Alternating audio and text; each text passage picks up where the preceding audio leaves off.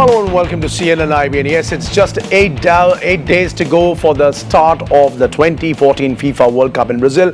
And tonight we talk about the group of death, inevitably the toughest group in the World Cup so far. And joining me as always, the usual suspects, Novi Kapadia looking dapper and red in what is perceivably an old England t-shirt, and of course Karim Ben-Sharifah there sitting with a broad smile on his face. But before we get to Novi and Karim, let's take you through the teams tonight. Yes, it is in fact the group of death on the beautiful game today. Lots to talk about on the show with England, Italy, Uruguay and Costa Rica fighting for the two qualifying spots. We start by breaking down Roy Hodgson's English side. He's got a bunch of over 30-year-olds in the 23, but all eyes will certainly be on the younger lot he's picked for the big games in Brazil.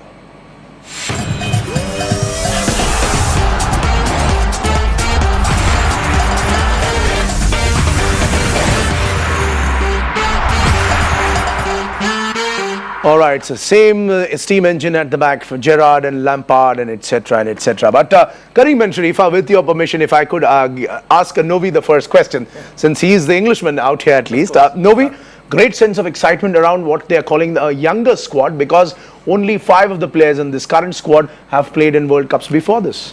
Yes, it will depend on Roy Hodgson. Can he take gamble? And he selected them in the 23, but will they be in the playing 11? I think for England to do well, they have to play the Liverpool way. The way Liverpool played, that relentless attack, and youngsters like Raheem Sterling, they have to be given Alex Oxlade-Chamberlain, play to their strength, speed, incessant attack, and for once, Wayne Rooney, no curse of the metatarsal, he's gone injury-free. Hopefully. And can he get his first World Cup goal? Can he really live up to the, when in 2004, Goran Eriksson, the hyperbole, compared him to a young Pele. Can he really live up to his Manchester United form for England? Manchester United form for England. So Sterling has to play a Sterling performance. Oxlade has to be like the Ox. These are the players. If he goes back into James Milner and all, England will stutter. But even non-Liverpool fans, Karim, are saying that the England has to play the Liverpool way, possibly. If Danny Sturridge, if we look at the formations which Roy Hodgson, we know he loves to play 4-3-3. Will he do the 4-2-3-1 this time? Use like a Sturridge through the centre, Rooney a little back deeper down, then you have Lallana on the flanks with Sterling, giving Sterling a free ride. Is that the way you will play? Well, he's still, everyone would love to play the Liverpool way, but Liverpool have their own coach, have other personnel. Don't forget that Suarez is one of the key players for that Liverpool system. I think he's still looking at what is the best formation that will suit him in this World Cup. He's still experiencing things like putting Rooney on the left. Even I think in the next friendly he's intending to experience James Milner at the right back. But I think one thing very important here is in the previous World Cup, because everybody know the quality of Lampard and Steven Gerrard, and in the previous World Cup, it was all of us, we say that it's very difficult to play both, because both they like to go in an attacking role.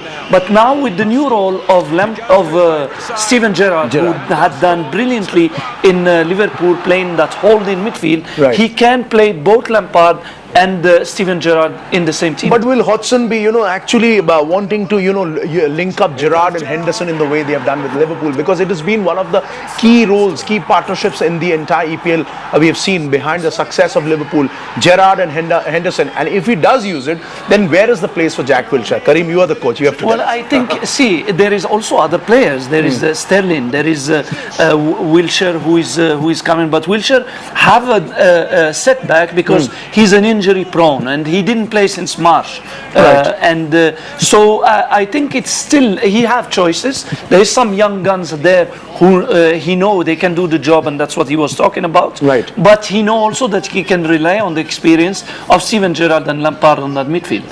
Novi Kapadia, we will leave it to the English media, because I'm sure they will forget all the other players, talented players, and they will go and talk only about Rooney.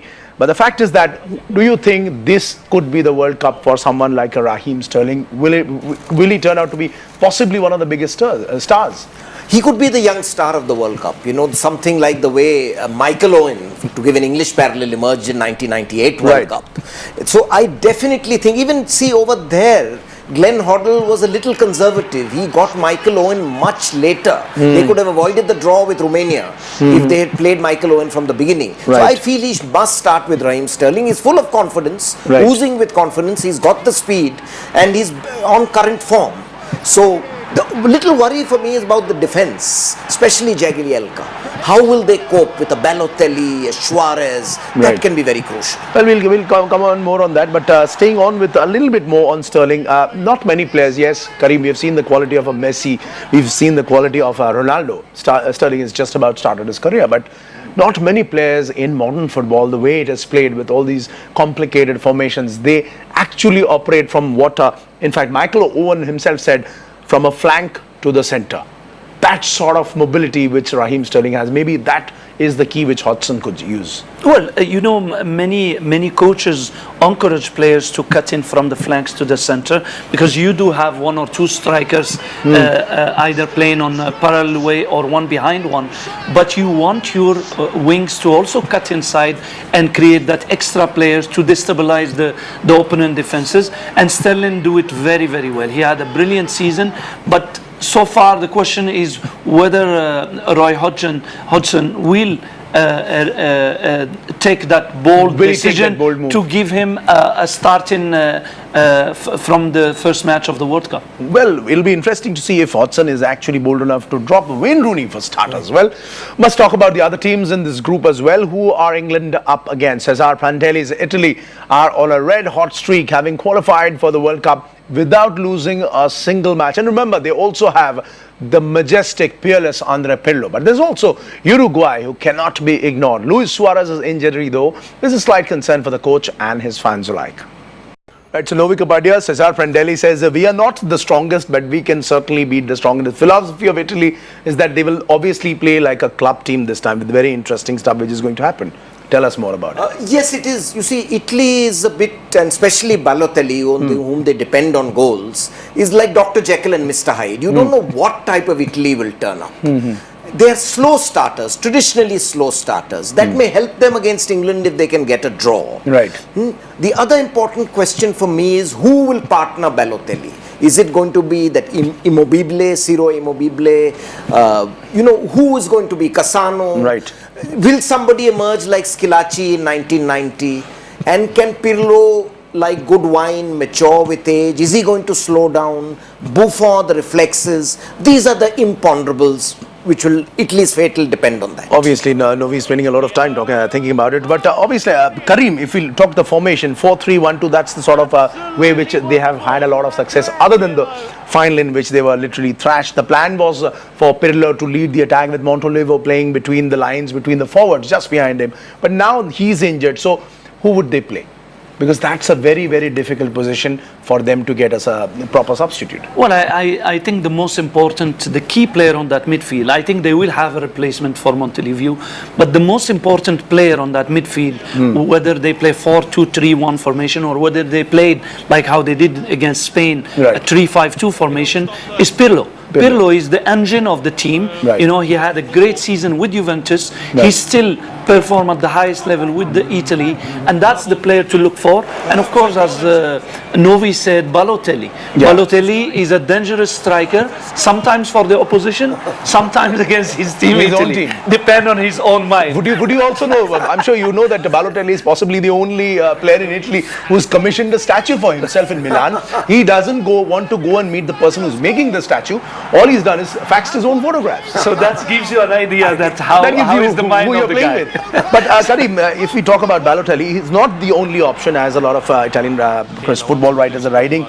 They might as well use a 4-3-3, using a false 9, maybe in Antonio Cassano. Absolutely. Cassano is also performing well, but I would say that still Balotelli, when Italy miss Balotelli, is not the same firepower up front, because the guy had scored 5 goals in 5 games during the qualification, right. So he's their top scorer. So it's a tough job for Prandelli to get the best out of him at the right time. At the right time. Of course, people talk about Balotelli, Pirlo, and of course Buffon. But the man we are possibly missing out is one of the most important players, and that's a defender, Chiellini. Yes, extremely important, and that whole Juventus group, Barzagli, Shileni. Italy always have a very well organized defense. And Daniel De Rossi also as a defensive screen. Right. So the defense has to hold firm and then hope they can get goals. Well, defense has certainly got to hold firm, and I hope that the old wine of Andre Pirlo matures even more. But more on there's opponents who can actually torpedo not only Italy but also England, that is Uruguay. That will be in just a minute. But before that, social media isn't far behind as far as the World Cup is concerned, and Twitter has taken the lead, pulling out some very, very interesting data on the greatest show on earth, the FIFA World Cup. Now, besides compiling a very exciting World Cup Twitter 11, it also has data on the most popular players and the most followed teams. So here we go. Even on Twitter, Cristiano Ronaldo is the most followed superstar, followed by Neymar, Rooney, the Spanish trio of Iniesta, Piqué and Xavi Alonso. So surprisingly, no Lionel Messi in the top 6 on Twitter.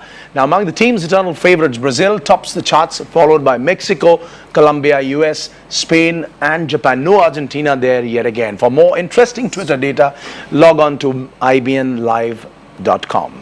So Uruguay, not a team to be overlooked. Karim, if I could come to you first. They have, if I could start with the strike force, they have one of the best forward lines. They have Suarez. The more we talk about him, the more we run out of adjectives to describe the way he's played in the Premiership. They have Edinson Cavani, who's been in great form, and of course they have the peerless Diego Forlan. So there's no stopping their forward line too. Well, they are all three very qualified strikers. But things changed a little bit because let's not forget, Cavani had played in the French league this season, which is not a higher competition like the Serie A or English Premier League. Right. Forlan is even more. He played on the J League. Right. 3 weeks ago, I was in Japan and I watched his Champions League game, Cerezo Osaka versus the Chinese team coached by Lippi, and they was destroyed 5-1. And I was a bit surprised of the level of performance of Forlan. So that's the question mark. Suarez is definitely the man to look for Uruguay, but whether Cavani and Forlan will adjust again with the high level of football, that's something that we have to see. How important will be the role of Suarez? Because obviously he has been Liverpool's strike force. He has been the man to look out for. All passes have ended at his feet, at his head, and we've seen some astounding strikes.